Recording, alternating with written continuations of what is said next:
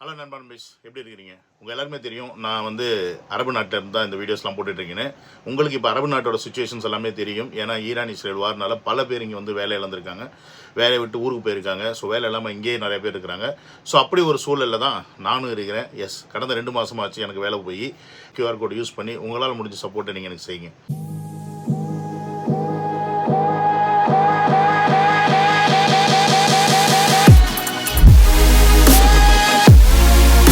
Hello மக்களே, எல்லாருக்கும் வணக்கம். Welcome to Vijay talks 2.0. நம்ம சின்ன வயசுல எல்லாம் பார்த்தீங்கன்னா வச்சுக்கோங்களேன், இந்த வெயில் காலத்தில் வீட்டுக்குள்ளே புழுக்கம் தாங்காமல் மொட்டை மாடியில் போயிட்டு மல்லாக்கப்படுத்திக்கிட்டு அப்படியே அந்த வானத்தை பார்த்துன்னு வச்சுங்களேன், அதில் அழகாக வெள்ளை வெள்ளையேன்னு ஒரு நிலா இருக்கும். அந்த நிலாவை பார்த்து அந்த நிலாவில் நம்ம ஆயா உட்காந்து வடை சுடுது அப்படின்ற கதையெல்லாம் கேட்டிருப்போம்ல. ஒருவேளை உண்மையாலுமே ஆயா வடை சுடுதா இல்லையா அப்படின்னு பார்க்கறதுக்காக இப்போ நாசா என்ன பண்ணியிருக்குன்னா, ஏகப்பட்ட செலவில் 4 பேர் கொண்ட குழுவை அந்த நிலாவில் ஆயா இருக்காங்களா இல்லையான்னு பார்க்கறதுக்கு அனுப்பியிருக்காங்க. அதுக்கு பேர் தான் ஆர்டிமஸ் 2. ஸோ அதை தான் இந்த வீடியோவில் நம்ம வந்து முழுசாக பார்க்க போகிறோம். என்ன ஆர்டிமஸ் 2ல் ஸ்பெஷல், என்றைக்கு லான்ச் பண்ணாங்க, இன்றைக்கி என்னப்பா அதோட ஸ்பெஷாலிட்டி, என்றைக்கு ரிட்டர்ன் வர போகிறாங்க, அதில் இருக்க சாதகம் பாதகம், எதுக்கு இவ்வளோ செலவு பண்ணி இந்த ராக்கெட்டை அனுப்பிச்சிருக்காங்க அப்படின்றது எல்லாத்தையும் இந்த வீடியோ பார்த்து முடிக்கும்போது உங்களுக்கு கிளியராக புரிஞ்சிடும். ஸோ கடைசி வரைக்கும் வீடியோ வாட்ச் பண்ணுங்கள். ரொம்ப டீட்டெயிலிங்காக டெக்னிக்கல் வேர்டெலாம் போட்டு உங்களை சாவடிக்க மாட்டேன். ப்ராசஸ் என்ன, பர்பஸ் ஆஃப் த ப்ராசஸ் என்ன, அவ்வளோதான். In our journey to Mars. We were always going to the moon. Pushing ourselves to explore is just core to who we are. That's a part of being a human. And liftoff. We shall return. Continuing to test out every bit of Orion. Coming back to Earth, 7 miles a second. When humanity sets big goals, we can bring together genius from around the world. You have the best people on planet Earth putting this vehicle together. Artemis 2 இந்த பயணத்துக்கு இவங்க வச்சிருக்க பேர். Artemis 1 வந்து பார்த்தீங்கன்னா மனிதர்கள் இல்லாமல் இந்த மாதிரி ஒரு விண்கலத்தை அனுப்பியிருக்காங்க. பட் இது வந்து மனிதர்களோடு போகக்கூடிய விண்கலம். இது கிட்டத்தட்ட 50 வருஷத்துக்கு அப்புறமா திருப்பி நிலாவுக்கு மனிதர்களை அனுப்புகிறாங்க. ஆனால் 50 வருஷத்துக்கு முன்னாடியே நிலாவில் இறங்கிறதுக்கு வந்து மனிதர்களை அனுப்புனாங்க. அவர் தான் வந்து நீல் ஆம்ஸ்ட்ராங். அதுக்கப்புறம் ஏகப்பட்ட பேர் கால் வச்சுருக்காங்க. அவங்க பேர்லாம் நமக்கு மண்டையில் நிற்காது, ஆனால் நீல் ஆம்ஸ்ட்ராங் பேர் நிற்கும். புரியுதுங்களா? ஆனால் இந்த 50 வருஷமாச்சு ஏன் நிலாவுக்கு அனுப்பவே இல்லை அப்படின்றதுக்கான காரணங்கள் நமக்கு தெரியல. ஆனால் இப்போ திருப்பியும் நிலாவுக்கு அனுப்புகிறாங்க. ஆனால் நிலாவில் இது இறங்குறதுக்கான்னு பார்த்தீங்கன்னா இறங்குறது கிடையாது, நிலாவை சுற்றி வர்றதுக்கு. அது கூட முழுசாக அப்படியே ரவுண்ட் அடிச்சு அப்படிலாம் இல்லை. ஒரு எப்படி சொல்கிறது, ஒரு எக்லிப்ஸ் மாதிரி அப்படி மண்டை மேலே ஒரு வட்டம் போட்டு வர்றது தான் இந்த பயணத்தோடைய திட்டம். இந்த பயணத்திட்டம் வந்து மொத்தம் 10 நாட்கள், ஏப்ரல் 1ஆம் தேதியிலேருந்து ஏப்ரல் 10ஆம் தேதி வரைக்கும் இவங்க பிளான் பண்ணியிருக்காங்க. ஸோ இப்போ இந்த பயணத்தில் மொத்தம் 4 பேர் சேர்ந்து போகிறாங்க. அதில் ஒருத்தர் வந்து பார்த்திங்கன்னா கனடாக்காரர் இருக்கிறாரு, இன்னொருத்தர் பார்த்திங்கன்னா ஒரு கருப்பினத்தவர். முதலாக ஒரு லேடி போகிறாங்க. இது வரைக்கும் நிலாவுக்கு லேடி போனதே கிடையாது. ஸோ ஃபஸ்ட் டைம் ஒரு லேடி போகிறாங்க. அதனால் இதெல்லாம் வந்து ஒரு வரலாற்று மிக்க சிறப்பு வாய்ந்த ஒரு பயணம் அப்படின்னு சொல்லலாம்.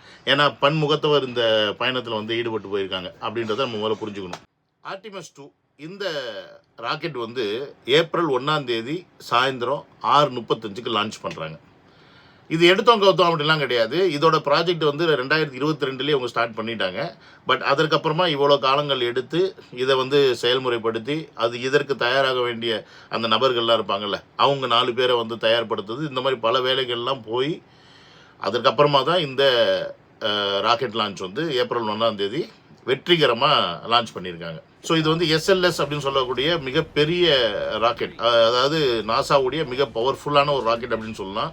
ஸோ அந்த மாதிரி ஒரு ராக்கெட்டை தான் இதுக்கு வந்து டிசைன் பண்ணியிருக்காங்க. ப்ளஸ் இதற்கு ஒரு தனியான கேப்சூலும் தேவைப்படும். அது வந்து ஓரியான் அப்படின்ற மாதிரி அந்த கேப்சூல் இருக்குது. அந்த கேப்சூலில் தான் அந்த 4 பேர்லாம் உட்காந்துருப்பாங்க.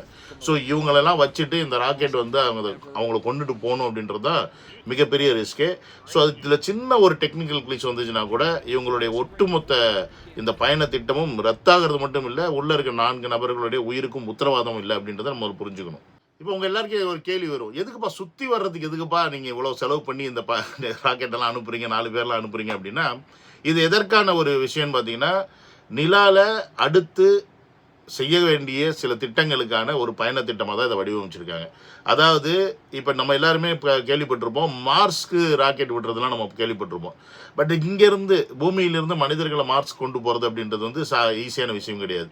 அப்போ இவங்க என்ன பிளான் பண்ணுறாங்கன்னா, பூமியிலிருந்து நிலா, நிலாவில் வந்து அங்கே கட்டமைக்கிறதுக்கான பேஸோ இல்லை ஸ்பேஸோ இல்லை ஸ்பேஸ் கிராஃப்ட் பேஸோ இந்த மாதிரி விஷயங்கள் கட்டமைக்கிறதுக்கான மனிதர்கள் அங்கே இருந்து வேலை பார்க்கறதுக்கான வசதிகள் வாய்ப்புகள் இருக்கா அப்படின்ற அந்த ஒரு விஷயத்தை கண்டுபிடிக்கிறதுக்கும் அங்கேருந்து பின்ன மார்ஸுக்கு வந்து இவங்க வந்து அடுத்த விஷயங்களை செய்யலாம் அப்படின்றதுக்காகவும் வந்து பார்த்தீங்கன்னா இந்த பயணத்தை வந்து வடிவமைச்சிருக்காங்க, இவ்வளோ ரிஸ்கான ஒரு பயணத்தை. ஓகே, ஏப்ரல் 1 ஆர்டிமஸ் 2 லான்ச் ஆனோடனே அந்த ஆரியன் வந்து சில செக்ஸ் எல்லாம் வந்து செய்யுது. ஓகே, ராக்கெட் வந்து கரெக்டாக இருக்கா, எல்லாமே வந்து எந்த பிரச்சனையும் இல்லாமல் இருக்கா அப்படின்றத செக் பண்ணிக்கிட்டு அதோட பயணத்தை வந்து அப்படியே கன்டினியூ பண்ணுது. ஸோ இதில் க்ரூவோடைய வேலை என்ன ஃபர்ஸ்ட் இயர்னு பார்த்தீங்கன்னா ஒன்றுமே கிடையாது. அவங்க எப்படி அந்த சேரில் உட்காந்துருக்காங்களோ அப்படியே வந்து அந்த ஜீரோ கிராவிட்டியை தாண்டி போகிற வரைக்கும் இருக்கிறது மட்டும்தான் அவங்க வேலை.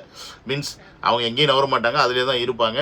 இந்த ஜீரோ கிராவிட்டின்னு சொல்கிறதுனா இந்த புவியீர்ப்புக்கு மேலே போனால் அந்த மேலெல்லாம் மிதக்கிறோம்ல அந்த மாதிரி, ஏன்னா ஸ்பேஸ் கிராஃப்ட்லாம் அங்கே தான் சுற்றிட்டு இருக்கு.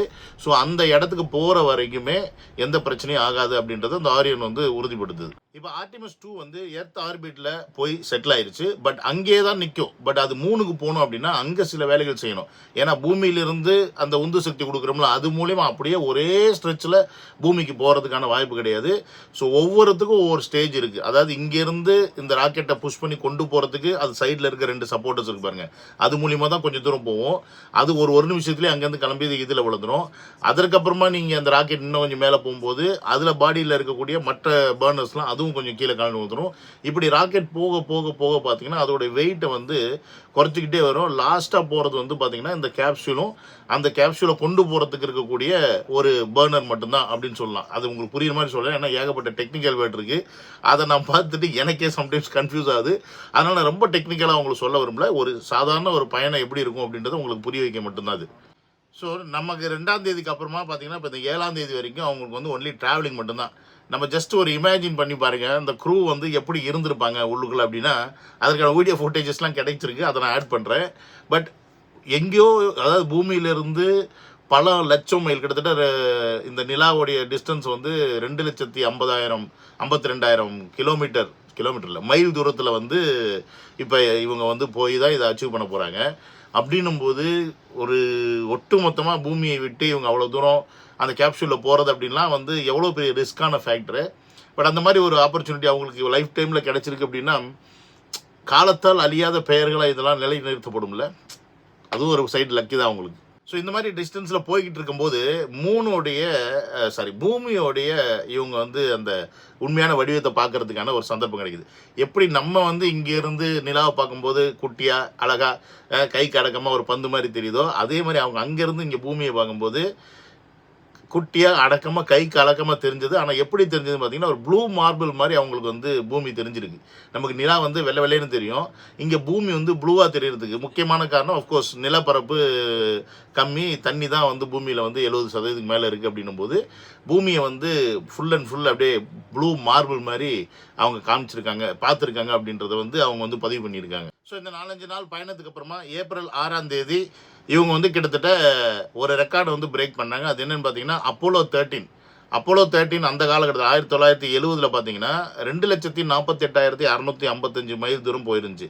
ஆனால் இப்போ இந்த ஆர்டிமஸ் 2 வந்து பார்த்தீங்கன்னா சரியாக 1:57 மத்தியானம் அந்த டயத்திலே பார்த்தீங்கன்னா அந்த ரெக்கார்டை வந்து உடச்சிருச்சு. கிட்டத்தட்ட 2,52,756 மைல் தூரம் போயிருக்கு.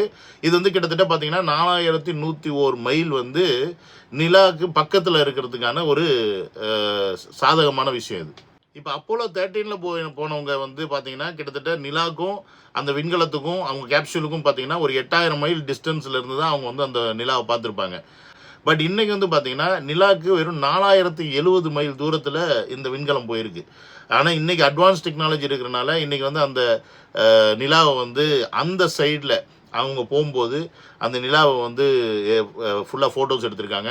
2 பேராக சேர்ந்து என்ன பண்ணியிருக்காங்கன்னா ஒருத்தர் ஃபோட்டோ எடுக்கிறது, அப்படியே வந்து ரெக்கார்ட் பண்ணுறது, ஒருத்தர் வந்து ரெக்கார்டிங்கு, ஒருத்தர் வந்து அதை எக்ஸ்பிளைன் பண்ணுறது, ஃபோட்டோ எடுக்கிறது, இந்த மாதிரி விஷயம்லாம். ஸோ இதை வந்து கிட்டத்தட்ட ஒரு 40 மினிட்ஸ் அவங்க வந்து பார்த்திங்கன்னா தனித்து விடப்பட்டவர்னு சொல்லலாம். உண்மையாலுமே அவங்க தான் தனித்து விடப்பட்டவங்க, இந்த உலகத்திலே இல்லை, பூமியிலே கிடையாதவங்க. ஏன்னா நிலாவுக்கு அந்த பக்கம் போயிட்டாங்க, எந்த ஒரு தொடர்புமே கிடையாது, எந்த கனெக்ஷனுமே கிடையாது. ஒரு 40 மினிட்ஸ் வந்து அவங்க அந்த ட்ராவலிங்கில் இருந்திருக்காங்க. ஆனால் அந்த ட்ராவலிங்கை சக்ஸஸ்ஃபுல்லாக முடிச்சு வந்துட்டாங்க அப்படின்றது தான் நம்ம வந்து இன்றைக்கி இந்த மிஷன் சக்ஸஸ்ஃபுல்லாக ஆகிருக்கு அப்படின்னு சொல்லி கொண்டாடுறோம். 30 மினிட்ஸில் அவங்க என்னெல்லாம் பண்ணியிருக்காங்கன்னு பார்த்தீங்கன்னா, நிலாவை வந்து அவங்க ஃபுல் அண்ட் ஃபுல் அப்சர்வேஷன் பண்ணியிருக்காங்க. நிலாவோட ஜியாலஜிக்கல், அதாவது பரப்பு எப்படி இருக்குது, அங்கே மனிதர்கள் வாழ்கிறதுக்கான என்ன மாதிரியான தகுதிகள்லாம் இருக்குது அப்படின்றத வந்து ஆராய்ச்சி பண்ணியிருக்காங்க. அங்கே வந்து பார்த்திங்கன்னா பெரிய பெரிய மலைகள் இருந்திருக்கு. அப்புறம் வந்து பார்த்திங்கன்னா இந்த எரிமலைகளுடைய அந்த செடிமெண்ட்ஸ் பெரிய லெவலில் இருந்திருக்கு. பெரிய பெரிய ஹோல்ஸ் இருந்திருக்கு.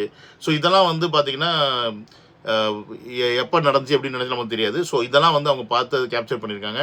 அது மட்டும் இல்லாமல் பூமி, அதாவது எப்படி வந்து நிலா வந்து நம்ம வெளில வர்றது பார்ப்போமோ அதே மாதிரி பூமியை வந்து இவங்க வந்து நிலாவுக்கு பின்னாடி இருந்து பார்த்துருக்காங்க. ஸோ இந்த மாதிரி விஷயங்கள்லாம் பார்த்து ரசிச்சிருக்காங்க. அதை ரெக்கார்டும் பண்ணியிருக்காங்க. அதை வந்து நாசாக்கும் வந்து இந்த 40 நிமிஷத்துக்கு அப்புறமா சிக்னல் வந்தோடனே எல்லாத்தையும் கொடுத்துருக்காங்க. ஸோ இவங்க அந்த 40 மினிட்ஸை கிராஸ் பண்ணி வந்ததுக்கு அப்புறமா அவங்க கிட்ட ஒரு முக்கியமான நபர் பேசியிருக்காரு. அவர் யாரு? நம்ம பெரியப்பா ட்ரம்ப் தான். அவர் வந்து பேசி வாழ்த்துலாம் சொல்லியிருக்காரு. அது என்னன்னு லைட்டாக பார்ப்போம். ஸோ இப்போ ஏப்ரல் 7ஆம் தேதி சக்ஸஸ்ஃபுல்லாக பூமியிலேருந்து போய் நிலாவை சுற்றி அந்த பின்னாடி சைடு சுற்றி வந்துட்டாங்க. இப்போ இனி அடுத்து அவங்க பூமிக்கு வர வேண்டியது. அப்பாடா அப்படின்னு நினச்சோம்னா அப்படி கிடையாது. இனிமே தான் இருக்கிறதுலே மிகப்பெரிய ரிஸ்க் இருக்குது. ஏன்னு கேட்டிங்கன்னா, இங்கேருந்து போகும்போது கூட அவங்க வந்து அதற்கான எல்லா திட்ட வடிவும் செஞ்சு அதை அனுப்பிட்டாங்க. ஆனால் ரிட்டர்ன் வருதுன்ற ஒன்று இருக்குது பார்த்தீங்களா, அது ரொம்ப ரொம்ப ரொம்ப காம்ப்ளிகேட்டடான விஷயம்.